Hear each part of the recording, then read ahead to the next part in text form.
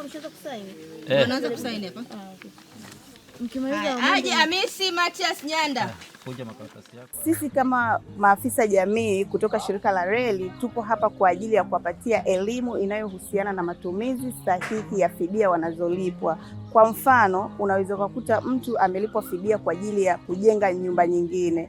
Kwa hiyo tunampatia elimu kujenga nyumba kulingana na thamani ilivyothaminishwa na sio kujenga nyumba zaidi ya ile thamani iliyothaminishwa, kwa sababu anaweza ashindwe kukamilisha nyumba na ikaonekana kwamba mradi umemletea matokeo hasi badala ya kuwa na matokeo chanya. Na kwa upande wa mashamba pia tunawapatia elimu kuhusu kununua mashamba kulingana na thamani ya fedha waliopewa. Wanatakiwa warudishe mashamba, na kama ni wale waliokopo wamekodi mashamba wanapewa fidia kulingana na mazao yaliyokopo yamechukuliwa.